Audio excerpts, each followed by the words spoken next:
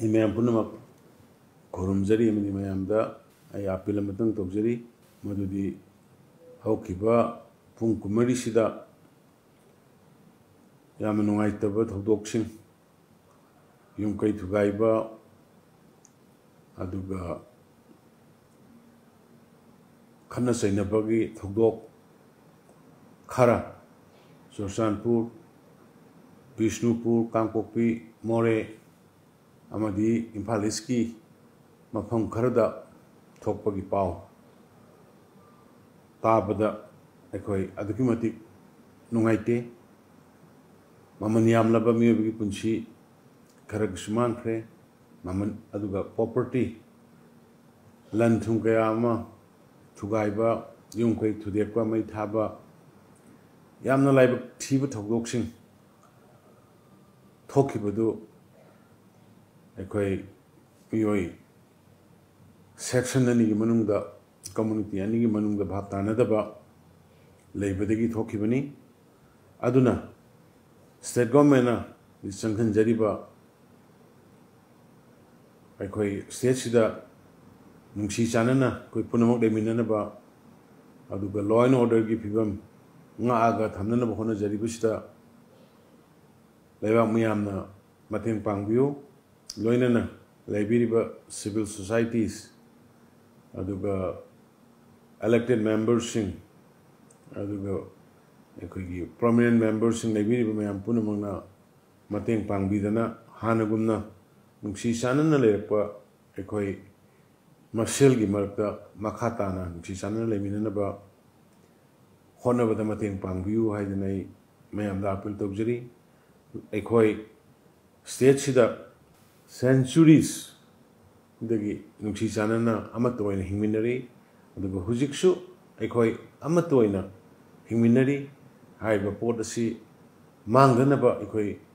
Masagi, vested interest labor, Mui Karagi, Wada, Hazaba, Aduga Pigi Communal Sandokpa, Aduga Natanataba, Wahiwata. Social media da sandopa kaya dagi koi section na lady herga koi apun ba Manipur mamangge do maine koi silinaw sing amato ina lemina pagi pibam do ngakmin na si haidana ai mayamda ai khorum jabani aduna andam se lebi ba section khudimakki praja singna community khudimakki praja singna koi amato ina hanabum ingna singa lemina na ba bhatana da ba aduga Wa Hauna double Eregasu, Unaraga Wari Saraga, Paumana Hona Minasi, Haidanai, Meeyamna Apple Togzari, Loinana, Soy keeper, soap keeper, Yaw keeper, Punamak, Sarkarna, Maram Sana, Ekoi Awana, Tarva Mayam Punamaku, normal life to Halana Bohona Bada, Ekoi Lepalaitana, Meeyamna Chap Savat of Untokoi Toguni, or the Meeyamna. Tamjaning bawa pemamana, hujek tak, menin manga mungkin memang da, yang senior honorable chief minister of Mizoram, ay puna, ayon da phone to giratana, Manipur gi hujek da iriba situation mana hanggirai, mada inasu, Mizoram thangada, nang di senior ni, well experienced ni, aduga Manipur da ikoi na sik Hotnariba si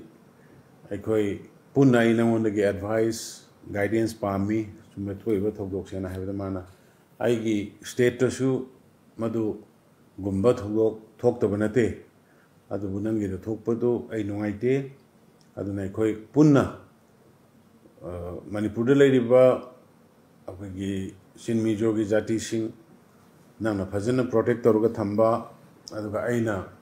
Mizoram the Ladyba, Maite Wegera, Naga Manipuri Zati Simbu, Fazana protect Toruga Thamba, Masi Nanga Sutauri, Aina Sutauri, and Nakoi any Fazana Warrior hotline, Namathamsi, and Meeyamna, positive Oibamo, the Habirakana, Aina Su Haiki, who Ekoi 34 tribes. Maitei ke yauraga koi tribe kuntraga manga ekoi Manipur se ꯃꯁꯤꯗꯩꯗ ꯑꯩꯈꯣꯏ ꯄꯨꯟꯅ ꯂꯩꯃꯤꯟꯅꯔꯒ ꯂꯥꯛꯏ ꯃꯁꯤꯒꯤꯗꯃꯛꯇ ꯑꯩꯈꯣꯏ symbolic ꯑꯣꯏꯕ even ꯑꯩꯈꯣꯏ ꯁꯉꯥꯏ ethnic ꯄꯥꯔꯛꯇ ꯃꯥꯒꯤ ꯁꯪꯐꯧ ꯁꯥꯗꯅ ꯂꯩꯔꯕꯅꯤ ꯑꯩꯈꯣꯏ ꯇ꯭ꯔꯥꯏꯕ ꯃꯁꯦꯟꯒꯤ ꯃꯔꯛꯇ ꯀꯔꯤꯒꯨꯝꯕ ꯃꯈꯜ ꯑꯃꯗꯒꯤ ꯅꯨꯡꯉꯥꯏꯅꯗꯕ ꯃꯤꯁꯑꯟꯗꯔꯁꯇꯦꯟꯗꯤꯡ ꯂꯩꯇꯦ ꯀꯅꯥꯒꯨꯝꯕ ꯀꯔꯤꯒꯨꯝꯕ ꯈꯔꯒꯤ ꯄꯦꯟꯗꯕ ꯑꯗꯨꯒ ꯀꯝꯃꯨꯅꯤꯀꯦꯁꯟ ꯒꯦꯞ ꯈꯔ ꯂꯩꯕꯗꯒꯤ ꯄꯥꯎ ꯐꯥꯎꯗꯣꯛꯅꯗꯕꯗꯒꯤ ꯍꯥꯏꯔꯤꯕ ꯊꯧꯗꯣꯛꯇꯨ ꯊꯣꯛꯈꯤꯕꯅꯤ ꯑꯗꯨꯅ ꯀꯔꯤꯃꯠꯇ ꯋꯥꯒꯅꯨ ꯂꯩꯔꯤꯕ ꯖꯥꯇꯤ ꯈꯨꯗꯤꯡꯃꯛ ꯑꯩꯈꯣꯏ ꯃꯅꯤꯄꯨꯔꯤ ꯉꯥꯛꯇꯅꯤ ꯑꯩꯒꯤ ꯄ꯭ꯔꯖꯥ ꯉꯥꯛꯇꯅꯤ ꯑꯗꯨꯅ ꯍꯥꯏꯔꯤꯕ ꯊꯣꯛꯈꯤꯕ ꯊꯧꯗꯣꯛ ꯑꯗꯨꯒꯤꯗꯃꯛꯇꯗꯤ ꯑꯩ ꯅꯨꯡꯉꯥꯏꯇꯦ ꯑꯗꯨꯒ ꯃꯈꯥ ꯇꯥꯅ ꯊꯣꯛꯇꯅꯕ ꯑꯩꯈꯣꯏ ꯀꯟꯅ ꯍꯣꯠꯅꯔꯤ ꯄꯨꯅꯁꯨ ꯃꯇꯦꯡ ꯄꯥꯡꯕꯤꯌꯨ ꯍꯥꯏꯅ ꯑꯩꯅ ꯍꯥꯏꯕꯗ ꯌꯥꯝ ꯍꯔꯥꯎꯅ Honorable Chief Minister of Mizoram Pu Ramchangana ꯑꯩꯉꯣꯟꯗꯁꯨ ꯌꯥꯝꯅ encourage ꯇꯧꯕꯤꯗꯅ ꯑꯩ ꯍꯧꯖꯤꯛꯃꯛ ꯉꯁꯤꯃꯛꯁꯨ ꯑꯩ ꯃꯤꯇꯤꯡ ꯇꯧꯒꯅꯤ ꯑꯩꯒꯤ ꯁ꯭ꯇꯦꯠꯁꯤꯗ ꯊꯦꯡꯅꯔꯤꯕ ꯑꯩꯒꯤ ꯑꯋꯥꯕꯁꯨ ꯅꯪꯉꯣꯟꯗ ꯊꯦꯡꯅꯔꯤꯕ ꯑꯋꯥꯕꯗꯨꯒ ꯃꯥꯟꯅꯕ ꯂꯩ ꯑꯗꯨꯅ ꯑꯩꯈꯣꯏ ꯍꯣꯠꯂꯥꯏꯟ ꯇꯧꯔꯒꯅ ꯑꯩꯈꯣꯏ ꯅꯤꯡꯊꯤꯅ ꯐꯖꯅ ꯌꯨꯝꯊꯪꯅꯕ ꯁ꯭ꯇꯦꯠ ꯑꯃ ꯑꯣꯏꯅ ꯐꯖꯅ ꯑꯩꯈꯣꯏ ꯃꯃꯥꯡꯗꯒꯤ ꯂꯩꯔꯛꯄꯒꯨꯝ ꯂꯩꯃꯤꯟꯅꯒꯗꯕꯅꯤ ꯍꯥꯏꯗꯅ ꯑꯗꯨꯃꯥꯏꯅ ꯇꯥꯛꯄꯤꯔꯛꯏ ꯃꯗꯨꯒꯤꯗꯃꯛꯇ ꯃꯤꯖꯣꯔꯥꯝꯒꯤ ꯑꯣꯅꯔꯦꯕꯜ ꯆꯤꯐ ꯃꯤꯅꯤꯁꯇꯔꯕꯨ ꯑꯩꯒꯤ ꯃꯐꯝꯗꯒꯤ ꯇꯧꯃꯜ ꯈꯪꯕ ꯏꯀꯥꯏ ꯈꯨꯝꯅꯕ ꯎꯠꯆꯔꯤ ꯑꯗꯨꯅ ꯃꯌꯥꯝꯅꯁꯨ ꯑꯩꯈꯣꯏꯕꯨ ꯁꯔꯀꯥꯔꯕꯨ ꯁꯍꯖꯣꯛ ꯄꯤꯅꯕꯤꯌꯨ ꯍꯥꯏꯗꯅ ꯑꯩ ꯃꯌꯥꯝꯗ ꯑꯄꯤꯜ ꯇꯧꯖꯔꯤ